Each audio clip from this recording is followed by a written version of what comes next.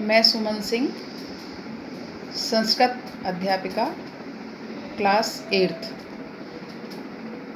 बच्चे, आप सभी मुझसे परिचित हैं क्योंकि 7th क्लास में मैं ही आपकी अध्यापिका थी और 8th क्लास में मैं ही आपको संस्कृत पढ़ाऊंगी। तो सभी बच्चों का नए सत्र की नई क्लास में स्वागत है। बच्चों, इस वैश्विक महामारी के कारण हम सभी का जीवन अस्त व्यस्त चल रहा है, लेकिन हम सभी को डटकर दृढ़ इच्छा शक्ति से इसका सामना करना है। चलिए, इसी इच्छा शक्ति के साथ हम प्रथम पाठ है आश्रम है, इसकी शुरुआत करते हैं। देखिए, ये लखनऊ के पास एक नीमसार नाम की जगह है, वहीं का इस अध्याय में वर्णन है।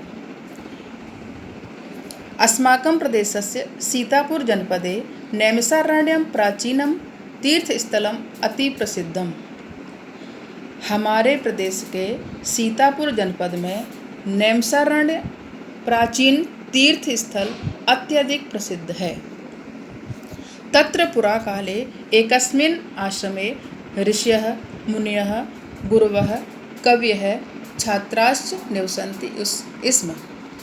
वहाँ प्राचीन काल में एक ही आश्रम में ऋषि, मुनि, गुरु, कवि और छात्र रहते थे।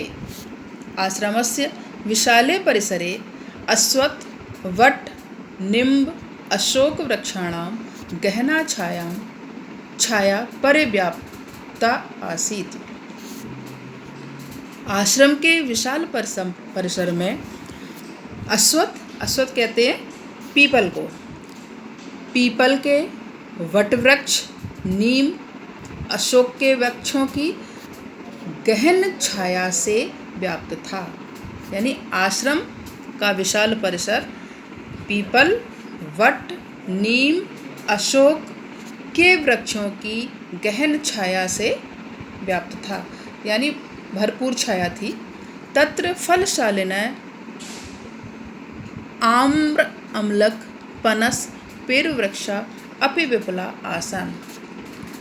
वहाँ पर फलशाली यानी फल देने वाले आम, आंवला, कटहल, पनस माने कटहल, पेरुवृक्षा और अमरूद के वृक्ष भी बहुत मात्रा में थे। एवं वृक्षे तत्र पर्यावरणम अत्यंतम शुद्धम आसीत्, जिससे वहाँ का पर्यावरण अत्यधिक शुद्ध था। येन शीतला वायवः मंदम मंदम निरंतरम बहन्ति स्म, जिससे शीतल वायु धीरे धीरे निरंतर बहती थी।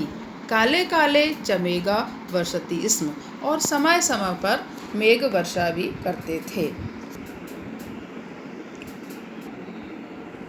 इदानीमपि तस्मिन् आश्रमे धेनवः, वलिवर्दा, अश्वा, अन्ये च पशवः स्वच्छंदं चरन्ति।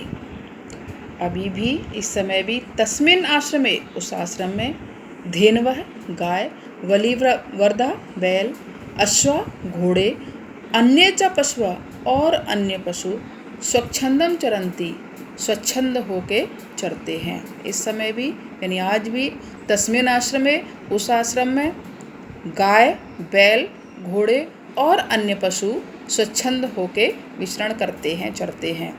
वृक्षेषु कपीनां कूदनम, चटकानां कूजनम, मयूराणां नर्तनम च दर्शकेभ्यः आनंदम ददाति। वृक्षों पर कपीनाम बंदरों का कूदना, चटकानाम कूजनम चिड़ियों का कूंजन करना, मयूराणाम नर्तनम मोरों का नाचना, दर्शकेभ्य दर्शकों को आनंदम ददति आनंद देता है। तस्या आश्रमस्य समीपे गोमती नदी प्रवहति। उसी आश्रम के समीप में गोमती नदी बहती है।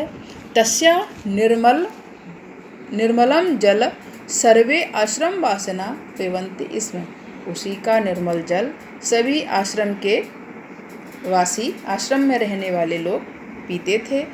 आश्रमे पशव पश्चिडश्च विरोधम विहाय एकस्मिन् घट्टे पानीयम पिबन्ति। आश्रम में पशु और पक्षी विरोधम विहाय, विरोध को छोड़कर एक ही घाट पर पानी पीते थे।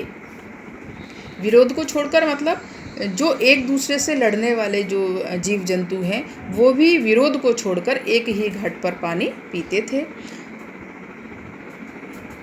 एकत्र वसंती, इसमें एक साथ रहते थे। तत्रैव खादन्ति स्म च, और वहाँ पर खाते थे।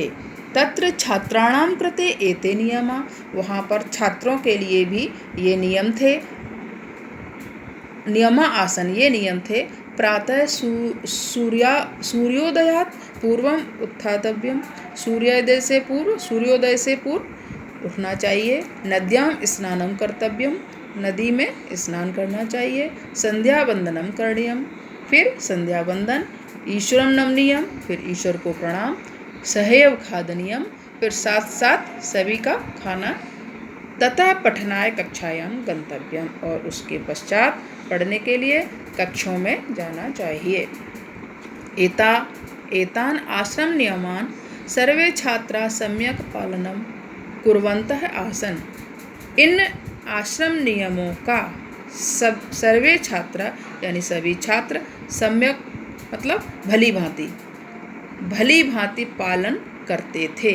इन आश्रम के नियमों का सभी छात्र भली प्रकार से पालन करते थे। संप्रत्यपि आश्रमोऽपि छात्रेभ्यः श्रेष्ठं संस्कारं प्रयच्छति, यानी वहाँ पर इस समय भी आश्रम चलाया जा रहा है। संप्रत्यपि, इस समय भी। आश्रमो अयम, इस आश्रम में। छात्रेभ्यः श्रेष्ठम संस्कारम प्रयच्छति, छात्रों को श्रेष्ठ संस्कार दिए जाते हैं। तत्र जातिगतम भेदभाव विना सर्वे निवसन्ति, वहाँ जातिगत यानी जाति पाति के भेदभाव को छोड़कर सर्वे निवसन्ति, सभी लोग रहते हैं। स्वास्थ्याय संवर्धनाय तत्र व्यायामस्य योगाच्च प्राकृतिक चिकित्सायाश्च शिक्षणं प्रचलति। स्वास्थ्य संवर्धनाय, स्वास्थ्य के अच्छे स्वास्थ्य के लिए या स्वास्थ्य संवर्धन के लिए तत्र वहाँ पर व्यायाम की, योग की और प्राकृतिक चिकित्सा की शिक्षणं प्रचलति, आज भी वहाँ पर उसका शिक्षण प्रचलित है, यानी शिक्षा दी जाती है।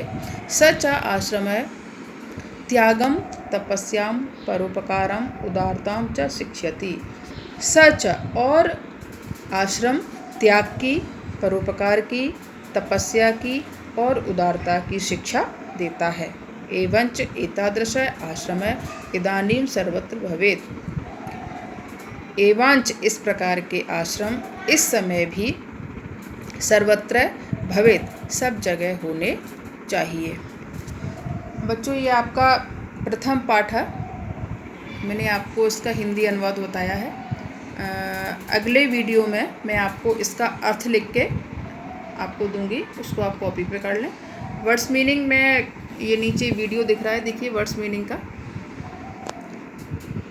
इनको आप कॉपी में कर लें। अर्थ जब मैं लिख के दूंगी तो आप उसका अर्थ कर लें, और प्रश्नोत्तर भी मैं आपको भेजूंगी, वो आप कॉपी में कर लें। तब तक के लिए बच्चों स्वस्थ रहें, घर पर रहें।